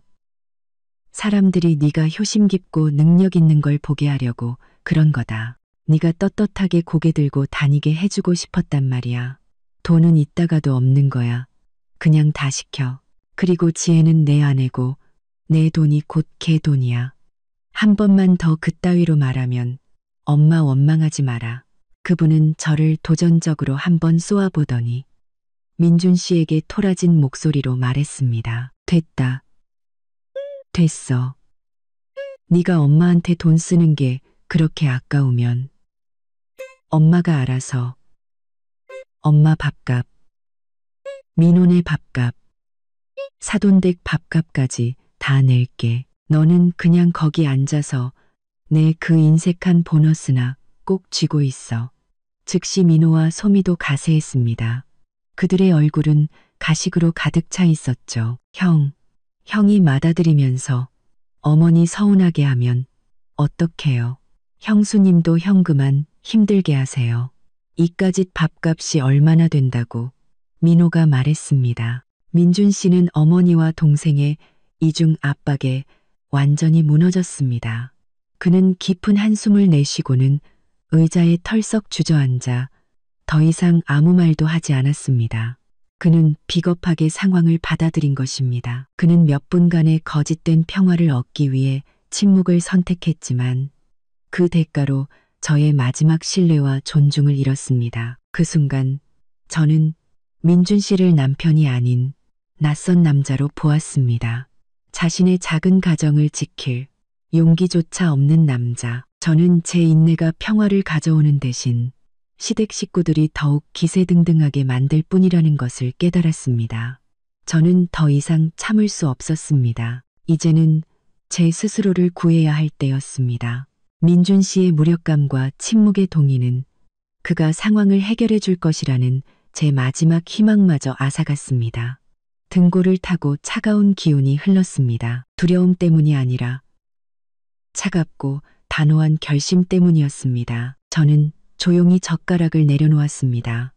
아주 작은 소리였지만 제 귀에는 무언가의 끝을 알리는 종소리처럼 들렸습니다. 의자에 놓여있던 핸드백을 집어들었습니다. 제가 일어서자 시끄럽던 방 안이 순간 조용해지는 듯 했습니다. 시어머니부터 민호, 소미, 그리고 사돈댁까지 모든 시선이 제게 쏠렸습니다. 그들은 저를 의아하고 이해할 수 없다는 듯 그러면서도 경멸이 섞인 눈빛으로 쳐다보았습니다. 그들은 제가 화장실에 가거나 혹은 너무 창피해서 자리를 피하려는 것이라고 생각했겠죠. 저는 마지막으로 민준 씨를 돌아보았습니다. 그가 고개를 들었습니다. 그의 눈빛은 간절한 애원과 극도의 불안으로 가득 차 있었습니다. 그는 제가 돌이킬 수 없는 무언가를 하려 한다는 것을 알고 있었습니다. 민준 씨, 저는 그가 들을 수 있을 만큼 그러면서도 평정심을 잃지 않는 목소리로 말했습니다. 저 몸이 좀 안 좋아서 먼저 들어가 봐야 할 것 같아요. 저는 거짓말을 했습니다. 몸은 멀쩡했지만 여러 사람 앞에서 시끄럽고 교양 없는 싸움을 만들고 싶지 않았습니다. 저는 가장 교양 있고 단호하며 이성적인 방식으로 저항하기로 선택했습니다. 민준 씨는 즉시 일어나 저를 붙잡으려 했습니다. 지혜 씨, 사돈과 함께 추가 주문에 열중하던 시어머니도 고개를 들었습니다. 그분의 얼굴에는 놀라움이 스쳐 지나가더니 이내 분노와 경계심으로 바뀌었습니다. 그분은 제가 떠나면 모든 것이 생각처럼 쉽지 않을 것이라는 걸 알았던 거죠. 지혜야, 너 지금 뭐 하는 거니? 그분은 위협적인 목소리로 크게 말했습니다. 무슨 짓이야? 왜 갑자기 몸이 안 좋아? 온 가족이 축하하고 있는데. 어디서 꾀병이야? 저는 시어머니께 대답하지 않았습니다. 그저 민준 씨를 똑바로 쳐다보며 놀라울 정도로 차분한 목소리를 유지했습니다. 당신은 어머니랑 다른 분들이랑 같이 있어요. 전 먼저 갈게요. 말을 마친 저는 단 1초도 지체하지 않았습니다. 저는 화목실 문을 향해 똑바로 걸어갔습니다. 제 발걸음 하나하나는 단호하고 무거웠습니다. 마치 지난 3년간 저를 가두었던 비좁은 세상에서 걸어 나오는 듯 했습니다. 시어머니는 상황의 심각성을 깨닫고 즉시 메뉴판을 내려놓았습니다. 그분은 저를 보내줄 수 없었습니다. 이 어처구니 없는 연극을 막을 수 있는 결단력을 가진 사람이 저뿐이라는 것을 알았기 때문입니다. 그분은 재빨리 일어나 긴 걸음으로 문 쪽으로 와서 제 앞을 가로막았습니다. 그분의 얼굴은 이제 분노와 두려움으로 일그러져 있었습니다. 그분은 문을 가로막고 서서 두 손을 허리에 짚었습니다. 더 이상 어떤 가식도 남아있지 않았습니다. 저의 단호한 행동은 방 안의 13명 손님 모두의 시선을 끌었습니다. 그들은 모두 주문과 식사를 멈췄습니다. 그들은 모두 이 극적인 대치 상황에서 누가 승자가 될지 지켜보고 있었습니다. 저는 화목실 문턱에서 시어머니와 마주섰습니다. 우리 두 사람의 거리는 불과 몇 걸음이었지만 마치 결코 메울 수 없는 깊은 심연이 가로놓인 듯했습니다. 그분의 등 뒤에는 초대받지 않은 수많은 손님들의 혼란과 탐욕이 있었고 제 앞에는 이 정교한 덫에서 벗어날 수 있는 유일한 탈출구가 있었습니다. 시어머니는 더 이상 아까의 상냥한 가짜 미소를 짓고 있지 않았습니다. 그분의 얼굴은 분노와 계획이 탈로 날지도 모른다는 두려움으로 흉측하게 일그러져 있었습니다. 그분은 견고한 벽처럼 문을 가로막고 서서 제가 빠져나갈 틈을 주지 않았습니다. 그분은 저를 증오의 찬 눈빛으로 쏘아보더니 방 안의 모든 사람들과 아마도 밖에 있는 직원들까지 모두 들으라는 듯 크고 단호한 목소리로 외쳤습니다. 이지혜, 너 지금 뭐 하려는 거야? 네가 가면 이 음식값은 누가 내는데? 그 질문은 이 파티의 진짜 목적을 공개적으로 선언하는 것처럼 전형적이고 뻔뻔했습니다. 그것은 질문이 아니라 직접적인 도전이자 위협이었습니다. 그분은 모든 사람의 압력을 이용해 저를 다시 자리로 돌려보내고 자신이 씌운 현금 인출기 역할을 받아들이게 하려 했습니다. 그분은 저의 오랜 인내심과 시댁, 사돈댁의 압박이 있다면 제가 결국 고개를 숙일 것이라고 확신했습니다. 그 대치의 순간 저는 이상할 정도로 고요함을 느꼈습니다. 저의 분노는 더 이상 타오르는 불꽃이 아니라 날카로운 냉기로 변해 있었습니다. 저는 천천히 숨을 깊게 들이마시고 목소리가 떨리지 않도록 하며 그 뻔뻔한 도전에 맞섰습니다. 제가 가면 누가 계산하냐고요? 저는 말했습니다. 제 목소리는 그분보다 작았지만 모두가 귀 기울이게 만드는 무게감과 침착함이 있었습니다. 그 질문은 저분들을 이곳에 초대한 분께 하시는 게 맞을 것 같은데요. 남편 민준 씨가 그때 비틀거리며 일어났습니다. 그는 다가오려 했으며 애원하는 얼굴로 말했습니다. 어머니, 지혜 씨, 두 분 다 제발 일 크게 만들지 마세요. 지혜야, 일단 가지 마. 어머니, 일단 지혜는 보내주세요. 돈 문제는 제가 해결할게요. 넌 조용히 못해. 시어머니가 돌아서서 민준 씨를 꾸짖었습니다. 이 비겁한 놈아. 내 마누라가 지금 나를, 우리 집안 전체를 무시하고 있잖아. 쟤를 보내면 이 산더미 같은 계산서는 누가 책임지는데 이 돈이 적은 돈인 줄 알아? 그분은 다시 저를 쏘아보았습니다. 그 눈빛은 칼날 같았죠. 어디서 수작이야. 너는 맏며느리고 네 남편이 보너스를 받았으면 당연히 시어머니, 시동생, 사돈댁까지 대접해야 하는 거야. 어딜 가든가. 하지만 이 밥값은 내놓고 가야지. 민호와 소미도 즉시 일어나 문 쪽으로 다가와 2차 방어선을 만들었습니다. 사돈댁은 불쾌한 표정으로 저를 뚫어져라 쳐다보고 있었습니다. 13명 모두가 제 대답을, 제 굴복을 기다리고 있었습니다. 저는 이 순간이 모든 것을 결정하리라는 것을 알았습니다. 만약 제가 양보한다면 저는 영원히 그들의 공공 현금 인출기가 될 것입니다. 저의 침묵은 시어머니의 분노와 나머지 사람들의 탐욕을 더욱 자극했습니다. 그들은 저를 이대로 순순히 보내줄 생각이 없었습니다. 시동생 민호가 한 걸음 앞으로 나왔습니다. 그의 얼굴은 위선으로 가득 차 있었죠. 형수님, 뭘 그렇게까지 예민하게 구세요? 형이 보너스 받아서 다 같이 기분 좋은 날이잖아요. 형이랑 형수님은 돈도 있으면서 부모님하고 동생한테 쓰는 몇십만 원이 그렇게 아까우세요?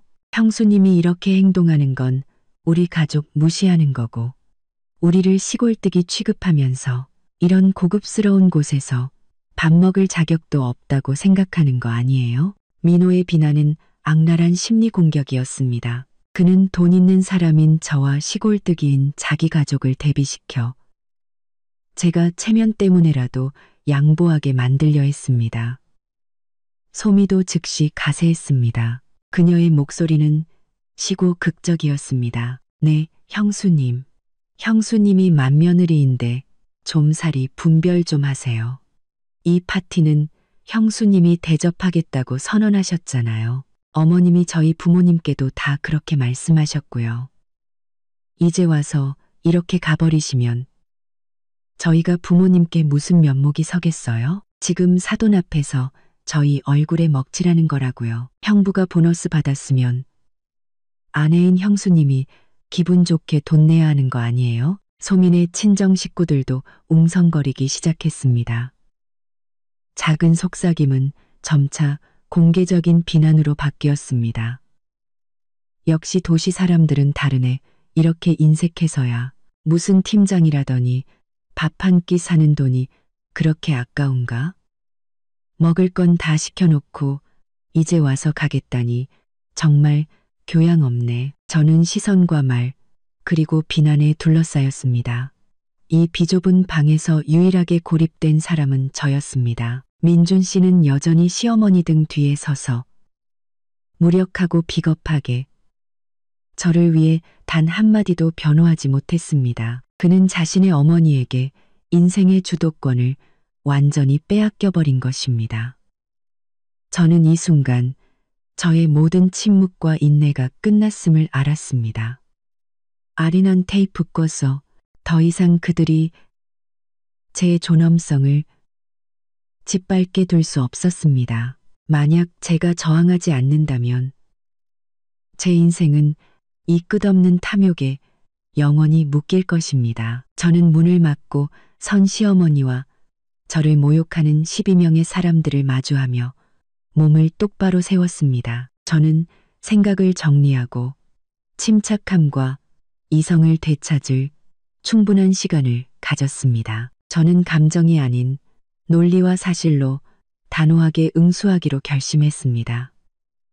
저는 시어머니의 눈을 똑바로 쳐다보았습니다. 제 목소리는 여전히 낮고 또렷했지만 이번에는 그분이 이전에 들어본 적 없는 단단함이 실려 있었습니다. 네, 어머님, 저는 누구의 체면을 깎을 생각도 없고 인색하게 굴 생각도 전혀 없습니다. 저는 음을 길게 끌며 말해 모든 사람의 절대적인 주의를 끌었습니다. 하지만 이제는 이 식사 대접의 원칙에 대해 분명히 짚고 넘어가야 할 때인 것 같습니다. 저는 다른 사람에 대한 존중이 결여된 독단적인 행동에 대해 돈을 지불하는 습관이 없습니다. 저는 한 걸음 앞으로 다가갔습니다. 저의 단호함에 그분은 살짝 주춤했습니다. 저는 저의 유일한 무기인 이성과 논리를 사용해 그들의 불합리에 맞서야 할 때가 왔음을 알았습니다. 저는 문을 가로막고 선 시어머니와 저를 훑어보는 12명의 시선과 정면으로 마주 섰습니다. 저의 차가울 정도의 침착함은 화목실에 절대적인 침묵을 가져왔습니다. 모두가 저의 마지막 대답을 기다리고 있었습니다.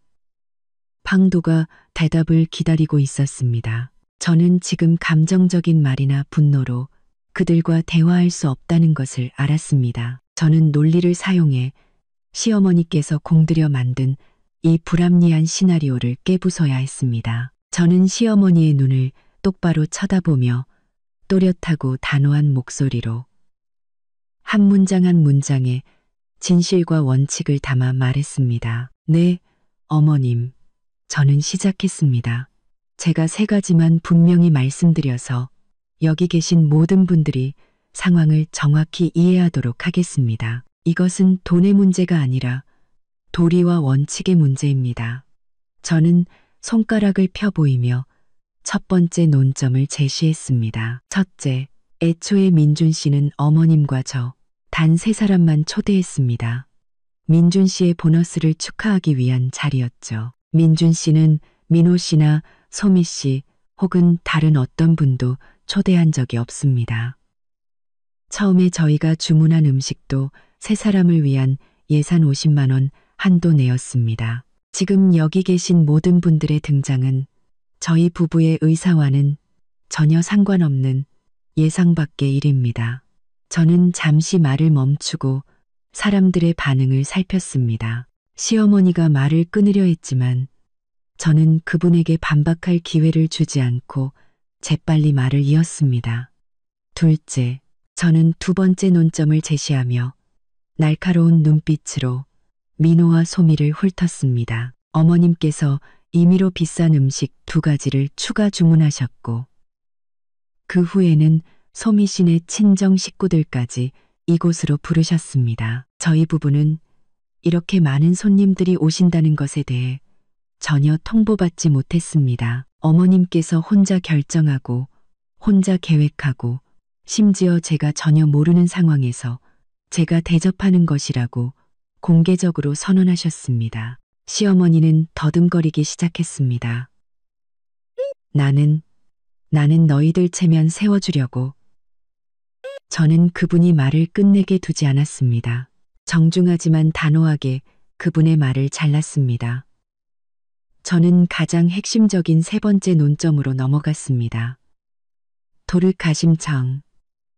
정중하지만 단호하게 그분의 말을 잘랐습니다. 그리고 셋째, 이 세상의 가장 기본적인 원칙은 초대한 사람이 계산한다는 것입니다. 어머님께서 임의로 손님을 더 초대하셨고 저희 부부의 초기 예산을 훨씬 뛰어넘는 수많은 비싼 음식들을 주문하셨으며 제가 대접한다고 선언하셨습니다. 하지만 실제로 전화를 하고 약속을 잡고 모든 분들이 이곳에 오도록 계획한 사람은 바로 어머님이십니다. 그렇다면 추가된 손님들에 대한 비용을 책임져야 할 사람은 바로 어머님이십니다. 저의 3가지 논점은 명확하고 논리 정연하며 설득력 있게 제시되어 방안을 완전한 침묵에 빠뜨렸습니다. 시어머니의 탐욕과 뻔뻔함은 사돈댁과 바로 그 아들 앞에서 적나라하게 드러났습니다. 남편 민준 씨는 벽에 기댄 채 얼굴이 새하얗게 질려 있었습니다. 그는 더 이상 저를 쳐다보지 못했습니다. 하지만 저는 그가 제 말을 한마디 한마디 똑똑히 들었고 제가 진실을 말하고 있다는 것을 알고 있음을 직감했습니다. 시어머니는 분노로 몸을 떨었지만 저의 그 3가지 논리적인 주장에 반박할 수 없었습니다. 그분은 더 이상 거짓말을 할 수 없었죠. 그분에게 남은 마지막 전략은 때를 쓰고 위협하는 것뿐이었습니다. 시어머니는 더 이상 변명할 말이 없자 즉시 난동을 부리기 시작했습니다. 그분은 손을 뻗어 제 핸드백을 잡으려 했습니다. 입 닥쳐. 이지혜, 어디서 시어미한테 변호사처럼 따박따박 말대꾸야. 너는 며느리고 며느리는 효도하고 양보할 줄 알아야 해. 당장 돈 꺼내서 이 밥값 전부 계산해. 한 푼도 빠짐없이. 그분은 날카로운 목소리로 소리쳤습니다. 네가 지금 사돈 앞에서 나를, 우리 집안 전체를 망신시키려는 거지? 내가 널 그냥 보내줄 것 같아? 핸드백을 잡아채려는 그분의 행동은 상황을 극단으로 몰고 갔습니다. 저는 한 걸음 뒤로 물러나 그분의 손길을 피하며 핸드백을 꽉 쥐었습니다. 네, 어머님, 죄송하지만 이런 행동에는 타협할 수 없습니다. 저는 단호하게 말했습니다. 어머님은 지금 제가 초대하지도 않았고 이 비합리적인 추가 비용에 전혀 동의하지 않은 식사에 대해 강제로 돈을 내라고 하고 계십니다. 저는 이런 행동을 공갈 협박이라고 부르겠습니다. 제가 내뱉은 공갈 협박이라는 단어는 방 안의 모든 사람들을 경악하게 만들었습니다. 민호, 소미, 그리고 사돈댁까지 모두 눈이 휘둥그레졌습니다. 제가 감히 시어머니의 행동에 대해 그렇게까지 강한 단어를 사용할 줄은 몰랐던 것입니다. 민준 씨는 상황이 악화되는 것을 보고 허둥지둥 달려와 양쪽을 말리려 했습니다. 지혜야, 제발 그만해. 그런 말은 하지 마. 그는 어머니를 돌아보며 말했습니다. 어머니, 제발 소란 피우지 마세요. 알았어요. 돈이 뭐가 중요해요. 제가 다 낼게요. 제가 이 밥값 전부 계산할 테니까 제발 지혜랑 그만 싸우세요. 민준 씨는 상황을 끝내고 어머니와 아내의 분노를 잠재우려는 마지막 노력으로 자신이 돈을 내겠다고 제안했습니다. 그는 이 타협이 자신이 그토록 원하던 그 거짓된 평화를 지켜줄 것이라고 기대했습니다. 하지만 저는 더 이상 예전에 인내하는 여자가 아니었습니다. 저는 깊은 실망이 담긴 눈으로 민준 씨를 쳐다보았습니다. 민준 씨, 저는 말했습니다. 당신이 그렇게 하도록 내버려 두지 않을 거예요.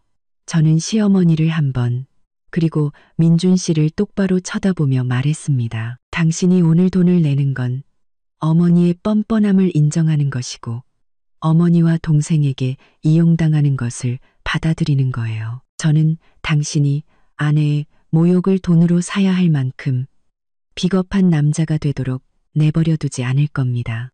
게다가 저는 도전적인 목소리로 덧붙였습니다. 이 계산서는 이미 엄청난 금액이에요. 지금 당장 당신 혼자 감당할 수 있는 수준을 훨씬 넘어섰을 겁니다. 당신이 오늘 돈을 내면 내일은 어머니와 당신 동생이 또 다른 시나리오를 들고 나올 거예요. 그때도 계속 돈을 낼 수 있다고 장담할 수 있어요? 민준 씨의 타협안에 대한 저의 단호한 거절은 시어머니를 더욱 분노하게 만들었습니다. 그분은 민준 씨가 돈을 내지 않으면 자신이 감당할 수 없는 거액의 계산서를 마주해야 한다는 것을 알았습니다. 그분의 계획은 완전히 틀어진 것입니다. 너 정말 뻔뻔하구나. 너 여기서 한 발짝도 못 나가. 그분은 절망적으로 문을 막으며 소리쳤습니다. 네, 어머님, 저는 갈 겁니다. 저는 말했습니다. 그리고 저는 저희 부부가 먹은 음식값만 계산할 겁니다. 나머지는 저분들을 초대한 분께 양보하도록 하죠. 저는 더 이상 논쟁하거나 설명하는데 1초도 낭비하지 않았습니다. 저는 다음에 무엇을 해야 할지 분명히 알고 있었습니다. 저는 제 마지막 행동, 즉 제 몫만 계산하고 단호하게 떠나는 것을 실행해야 했습니다. 제가 그들의 독단에 돈을 내지 않겠다고.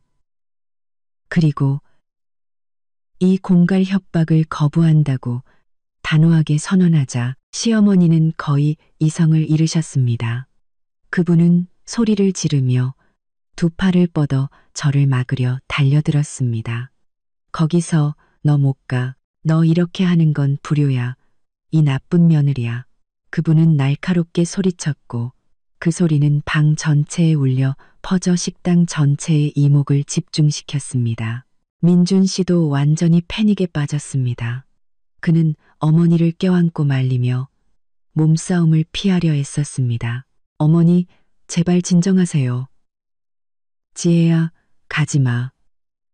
너 이렇게 하면 일만 더 커져. 저는 더 이상 아무 말도 하지 않았습니다. 지금은 어떤 말이든 무의미하고 행동만이 유일한 대답이라는 것을 알았습니다. 저는 민준 씨의 팔을 부드럽지만 단호하게 뿌리쳤습니다. 저는 그를 똑바로 쳐다보며 말했습니다. 민준 씨, 저는 분명히 말했어요. 저는 이 뻔뻔하고 불합리한 상황에 돈을 내지 않을 거예요. 당신은 남아서 어머니 그리고 당신 동생과 해결해요. 저는 갈게요. 시어머니의 비명, 민준 씨의 힘없는 애원, 그리고 민호, 소미와 사돈댁의 증오, 어린 시선 속에서 저는 몸을 돌려 화목실 문 밖으로 나섰습니다. 시어머니는 민준 씨의 팔을 뿌리치고 저를 쫓아오려 했지만 민준 씨가 그분을 붙잡았습니다. 아들에게 붙들려 분노에 차 소리 지르는 시어머니의 모습은 그곳에 있던 모든 사람들의 눈에 가장 혼란스럽고 부끄러운 장면으로 남았습니다. 저는 곧장 식당 계산대로 향했습니다. 지배인과 직원들은 이미 방금 일어난 소란을 눈치채고 있었습니다. 그들은 호기심과 동정이 섞인 눈으로 저를 쳐다보았습니다. 화목실 총 계산서 좀 보여주시겠어요?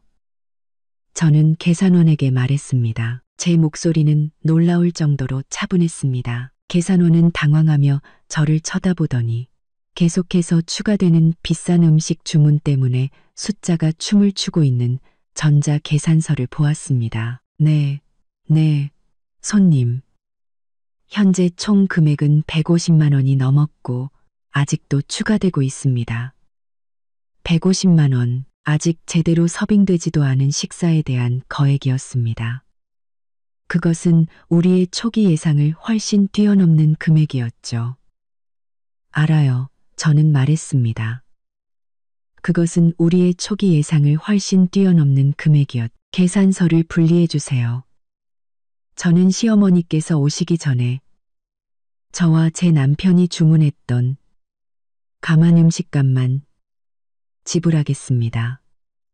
신선로, 대하찜, 그리고 버섯 전골이요. 그것들 합쳐서 15만 원 정도 맞죠.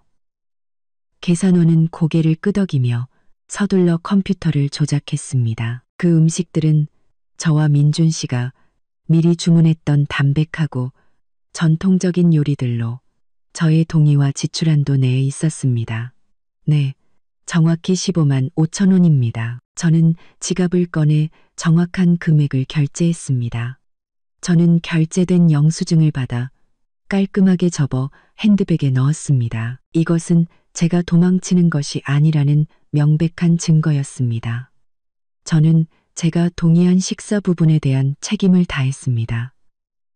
제 나머지 계산서는 다금바리회, 불도장, 킹크랩, 전복, 제비집 스프와 비싼 와인을 포함한 것들입니다.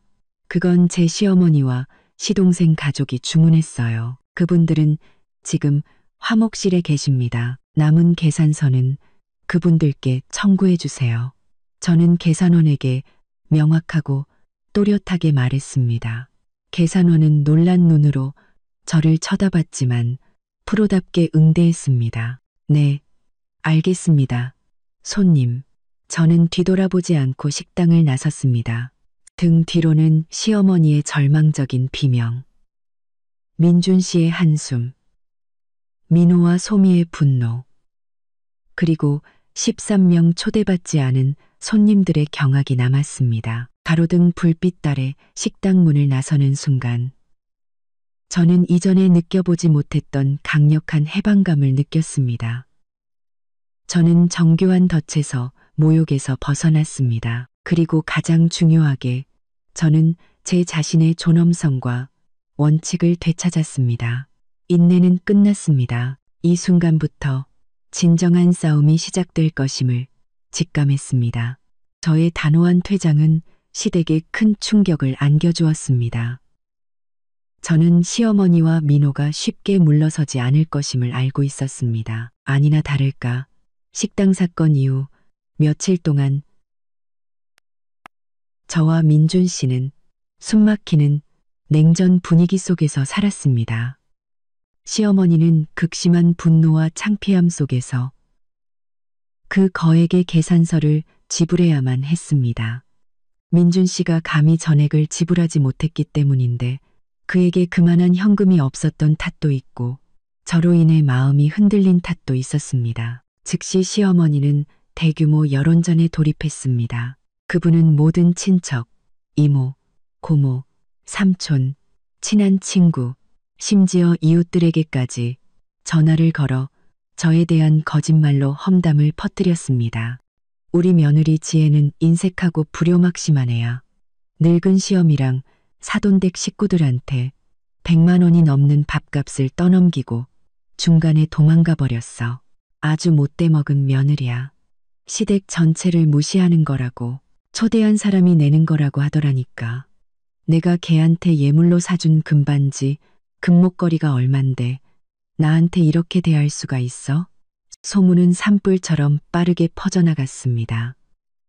저는 비난의 중심이 되었지만 그 비난을 하는 사람들은 진실을 전혀 알지 못했습니다. 저는 시댁 쪽 이모, 고모들에게서 수많은 전화를 받았습니다. 그들은 안부를 묻기 위해서가 아니라 저를 책망하고 시댁의 체면을 위해 참고 살라고 충고하기 위해 전화했습니다. 저는 해명하거나 맞서 싸우지 않았습니다. 저는 침묵을 지켰습니다. 시어머니의 말을 믿고 싶어 하는 사람들에게는 설명해봤자 소용없다는 것을 알았기 때문입니다. 진실은 더 적절한 때에 밝혀질 것이었습니다. 동시에 시어머니와 민호는 새로운 재정적 압박을 가하기 위해 민준 씨를 직접 겨냥한 또 다른 작전을 시작했습니다. 그분은 그 거액의 계산서를 혼자 감당해야 한다는 사실을 받아들일 수 없었습니다. 시어머니는 계속해서 민준 씨에게 전화를 걸어 밥값을 내기 위해 빚을 졌다고 울며 호소하거나 그 돈을 자신에게 배상하라고 요구했습니다. 민준아, 너는 내 아들이야. 엄마가 이렇게 망신당하게 내버려둬선 안 돼. 너 엄마한테 그 돈 갚아야 해. 내 마누라가 짓밟은 내 명예를 보상해줘야 한다고. 밥값을 요구하는 것 외에도 민호와 소미도 가세하여 계속해서 다른 이유들을 대며 민준 씨에게 돈을 요구했습니다. 형, 어머니가 스트레스 받아서 심장이 안 좋으시대. 병원 가서 종합 검진 받으셔야 해. 형이 맞아들이니까 어머니 챙겨야지. 형수님이 사돈 앞에서 어머니 망신 줬다고 우리 장인 장모님이 엄청 화나셨어. 명예훼손 보상금을 달라고 하셔. 내 신용카드 한도가 다 찼는데 형이 좀 도와줘야지. 민준 씨는 두 개의 포화 속에서 옴짝달싹 못하게 되었습니다.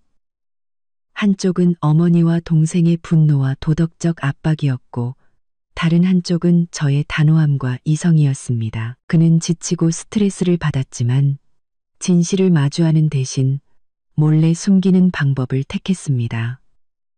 저는 민준 씨의 소비 습관에 변화가 생겼음을 감지하기 시작했습니다. 그는 자주 화장실에 휴대폰을 들고 들어가 전화를 받거나 문자를 보냈습니다. 그는 짜증이 늘고 쉽게 화를 냈습니다.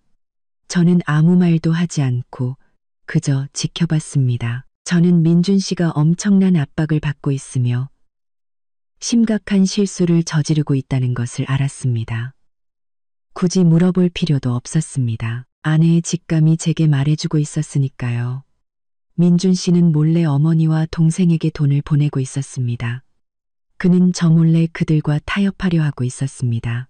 그 유일한 목적은 저의 감정과 상처는 생각하지 않은 채 오직 자신만의 거짓된 평화를 사려는 것이었습니다.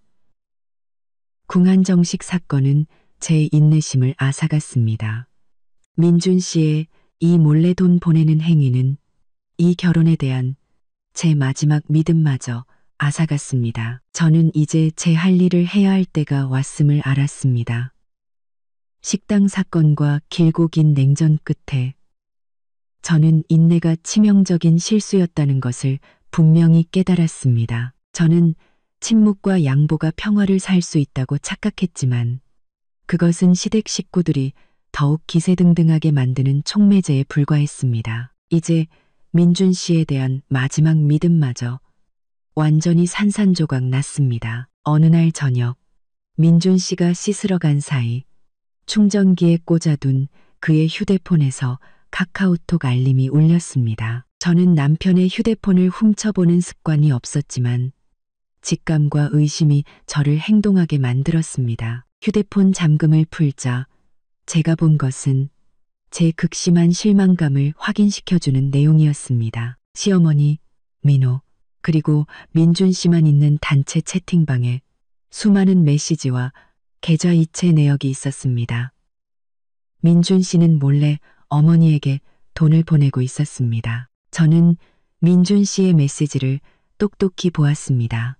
어머니, 방금 400만 원 보내드렸어요. 이모님께 빌린 돈 갚으시고 저번 밥값에 보태세요. 지혜한테는 절대 말하지 마세요. 바로 뒤이어 민호의 메시지가 있었습니다. 형, 최고. 조카 학용품 사게 150만 원만 더 보내줘. 그리고 형네 회사 그 자리 나 좀 꽂아주면 안 돼? 민준 씨는 어머니에게 밥값을 갚아준 것뿐만 아니라 다른 여러 명목으로 추가적인 돈을 보내고 있었고 자신의 영향력을 이용해 민호의 취업까지 도우려 하고 있었습니다. 그가 시댁에 몰래 보낸 총액은 놀라울 정도였습니다. 거의 그의 보너스 전액에 달하는 금액이었죠. 제 가슴이 아팠던 것은 돈 때문이 아니었습니다. 제가 믿었던 남편의 배신과 거짓말 때문이었습니다. 그는 저 피를 빠는 가족을 아내의 진실과 신뢰 대신 자신의 안위를 선택한 것입니다. 저는 민준 씨가 더 이상 남편으로서 저의 버팀목이 되어줄 만큼 강하지 않다는 것을 깨달았습니다. 그는 어머니와 동생에게 완전히 통제당하고 있었습니다. 저는 결심했습니다. 존중이 죽고 신뢰가 무너진 결혼 생활을 더 이상 이어갈 수 없다고요. 이제는 저 자신을 위해 독립과 평화를 되찾아야 할 때였습니다. 저는 이성적이고 냉철하게 행동했습니다. 계산으로 가득 찬 이 시댁에서 벗어나기 위해서는 단순히 말만으로는 안 된다는 것을 알았습니다. 저는 반박할 수 없는 증거가 필요했습니다. 제가 가장 먼저 한 일은 조용히 변호사와 상담하는 것이었습니다. 저는 이혼 시 저의 권리와 의무, 그리고 재산과 명예를 지키는 방법을 명확히 알고 싶었습니다. 그와 동시에 저는 상세한 증거 수집 작전에 돌입했습니다. 첫째, 저는 민준 씨가 시어머니와 민호에게 보낸 계좌 이체, 내역과 카카오톡 메시지 화면 전체를 캡처했습니다. 이 증거들은 시댁의 재정적 착취 행위와 민준 씨의 기만적인 행동을 명확히 보여주었습니다. 둘째, 저는 시어머니의 전화 통화와 큰 소리로 말하는 내용들을 녹음하기 시작했습니다. 저는 특히 그분이 궁 한정식에서의 식사에 대해 말하는 부분에 주의를 기울였습니다. 저는 휴대폰에 녹음 앱을 설치해 두었죠. 식당에서의 그날 저녁, 시어머니께서 이 파티는 맏며느리 이지혜가 왕민준의 보너스로 함께 기쁨을 나누고 좋은 기운을 받기 위해 대접하는 것이라고 선언했을 때 제가 녹음 버튼을 눌렀던 것을 기억해냈습니다. 저는 운 좋게도 그분의 손님, 초대 선언, 녹음 파일을 저장해 두었습니다. 이 녹음 파일이야말로 판을 뒤집을 핵심 열쇠였습니다. 셋째, 저는 식당에서 저와 민준 씨의 몫인 약 15만 원을 결제한 영수증을 촬영하여 제가 책임을 회피하지 않았음을 증명했습니다. 저는 모든 일을 조용하고 은밀하게 어떤 낌새도 보이지 않고 진행했습니다. 저는 여전히 민준 씨와 평소처럼 식사하고 대화했지만 그것은 감정이나 교감이 없는 사교적인 대화일 뿐이었습니다. 저는 적절한 시기를 시댁으로부터의 마지막 치명적인 공격을 기다리고 있었습니다. 그래야 제가 모든 것을 공개하고 모든 것을 끝낼 수 있을 테니까요. 저는 준비가 되었습니다. 제가 기다리던 일은 오래지 않아 일어났습니다. 시어머니는 제가 떠나버리고 민준 씨가 돈을 충분히 갚지 않은 것을 받아들일 수 없었습니다. 그분은 저를 공개적으로 위협하고 망신시키려는 마지막 대담한 행동을 결심했습니다. 어느 수요일 아침, 시어머니는 제 회사까지 찾아왔습니다. 제가 중요한 회의를 하고 있을 때 비서가 허둥지둥 달려와 나이든 여성이 로비에서 난동을 부리고 있으며 자신이 제 시어머니라며 저를 만나야 한다고 주장하고 있다고 보고했습니다. 저는 즉시 회의를 마치고 로비로 내려갔습니다.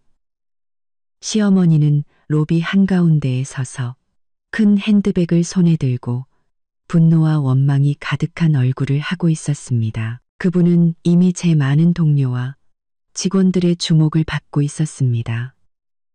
이지혜, 너 당장 이리 나와. 그분은 날카로운 목소리로 소리쳤습니다. 어디서 시어미를 피하고 있어. 당장 내 돈 갚아. 저는 다가가 절대적인 평정심을 유지했습니다. 네, 어머님, 여긴 회사예요. 하실 말씀 있으시면 조용히 말씀하세요. 제가 들을게요. 그분은 제 말을 전혀 듣지 않았습니다. 그분은 거대한 연극을 시작했습니다. 어딜 가려고? 너 저번에 그 밥값 150만 원이랑 우리 솜이 정신적 피해 보상금으로 1억 다 갚아야 해. 너 때문에 우리 솜이가 친정 부모님한테 얼마나 욕을 먹었는지 알아? 총 1억 150만 원. 당장 내놔. 그분은 터무니없이 큰 금액을 공개적으로 요구하며 막내 며느리의 정신적 피해 보상이라는 수법까지 썼습니다. 저는 숨을 깊게 들이마셨습니다. 순간이 왔습니다. 저는 더 이상 예전에 인내하는 며느리가 아니었습니다. 네, 어머님. 어머님께서 뭔가 오해하고 계신 것 같습니다. 제 목소리는 이제 주변 사람들 모두가 들을 수 있을 만큼 또렷했습니다. 밥값 150만 원을 갚으라고 하시는데 저는 분명히 말씀드렸습니다. 초대한 사람이 계산하는 거라고요. 시어머니가 반박하려 했습니다. 내가 네 시엄이야. 내가 가족들을 초대한 건 다 너. 저는 휴대폰을 꺼내 버튼 하나를 누르고 스피커폰으로 설정했습니다. 한 목소리가 울려 퍼졌습니다. 바로 그날 화목실에서의 시어머니 목소리였습니다. 오늘 이 파티는 맏며느리 이지혜가 왕민준의 보너스로 함께 기쁨을 나누고 좋은 기운을 받기 위해 대접하는 것입니다. 그분의 손님 초대 선언 녹음 파일이 또렷하고 단호하게 울려 퍼졌습니다. 제 회사 로비는 완전한 침묵에 휩싸였습니다. 시어머니는 입을 떡 벌렸습니다. 그분의 얼굴은 제가 이런 증거를 가지고 있을 줄은 상상도 못했다는 듯 새하얗게 질렸습니다. 저는 녹음을 끄고 그분을 똑바로 쳐다보았습니다. 네, 어머님. 저는 저와 민준 씨의 몫인 15만 원을 이미 계산했습니다. 나머지는 어머님께서 임의로 손님을 초대하시고 제가 대접한다고 선언하신 부분입니다. 증거는 여기 있습니다. 어머님께서는 제가 대접한다고 하셨지 제가 초대한다고는 안 하셨죠. 죄송하지만 저는 이 불합리한 금액에 대해 단 한 푼도 지불하지 않을 겁니다. 그리고 소미 씨의 정신적 피해 보상금도 지불하지 않을 겁니다. 제 행동은 원칙을 지키기 위함이었으니까요. 바로 그때 민준 씨가 나타났습니다. 그는 소식을 듣고 제 회사로 달려온 것이었습니다. 어머니, 왜 여기까지 와서 난동을 부리세요? 민준 씨가 소리쳤습니다. 그는 극도로 창피해했습니다. 창피해했습니다.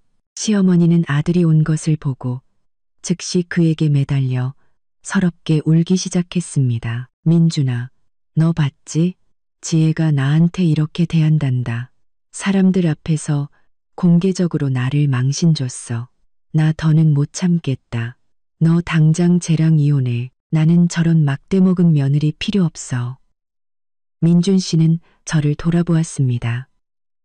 그의 얼굴은 혼란으로 가득 차 있었습니다. 그는 어머니와 아내 사이에 서서 마지막 선택을 마주해야 했습니다. 지혜야, 제발 어머니께 사과 한마디만 해줘. 민준 씨가 제게 애원했습니다. 저는 그가 너무 오랫동안 망설였다는 것을 알았습니다. 그는 여전히 타협을 선택하고 있었습니다. 저는 어떤 감정도 남지 않은 눈으로 민준 씨를 똑바로 쳐다보았습니다. 저는 핸드백을 열어 미리 인쇄해둔 서류 한 장을 꺼냈습니다. 그 안에는 그가 어머니와 동생에게 돈을 보낸 계좌이체 내역 사본이 끼워져 있었습니다. 민준 씨. 저는 차가운 목소리로 말했습니다. 저는 이 이혼 합의서를 미리 준비해뒀어요. 저는 이미 서명했고요. 당신이 방금 받은 증거들을 보세요. 당신이 제 등 뒤에서 무슨 짓을 했는지요. 이제 당신에게는 선택지가 하나뿐이에요. 이 서류에 서명하고 당신의 그 피 빨아먹는 가족에게서 영원히 벗어나거나 아니면 어머니와 계속 함께 살면서 법정에서 이 이혼 소송을 마주하거나. 저는 서류를 안내 데스크 위에 올려놓았습니다. 민준 씨는 떨리는 손으로 서류를, 어머니를, 그리고 저를 번갈아 보았습니다. 그는 너무 오랫동안 망설였습니다. 그의 비겁함이 이 결혼을 끝낸 것입니다. 민준 씨는 이혼을 선택했습니다. 그는 후회했습니다. 그는 공동 재산 분할을 요구하지 않았고, 심지어 어머니에게 몰래 보냈던 돈의 일부를 제게 자발적으로 돌려주었습니다. 그는 집을 나가 따로 살기 시작했고, 어머니로부터의 재정적 의존을 끊었습니다. 그는 마침내 어머니와 마주하고 독립적인 성인 남성으로서의 삶을 시작해야만 했습니다. 시어머니는 민호, 소미와 함께 살게 되었지만 그분의 삶은 결코 행복하지 않았습니다. 그분이 그토록 편애했던 며느리, 소미는 그분을 구박했고 그분은 고독과 어려움 속에서 살아가야 했습니다. 그리고 저, 이지혜는 숨막히는 결혼 생활에서 벗어나 독립과 평화, 그리고 제 자신의 존엄성을 되찾았습니다. 저는 결혼과 인생에서 깊은 교훈을 얻었습니다. 존중과 명확한 경계를 설정하는 것이 그 어떤 맹목적인 인내보다 중요하다는 것을요. 그것을 깨닫는데 3년이 걸렸지만 저는 마침내 승리했습니다. 마지막 순간까지 이야기를 들어주신 여러분께 진심으로 감사드립니다. 다음 영상에서 다시 뵙겠습니다.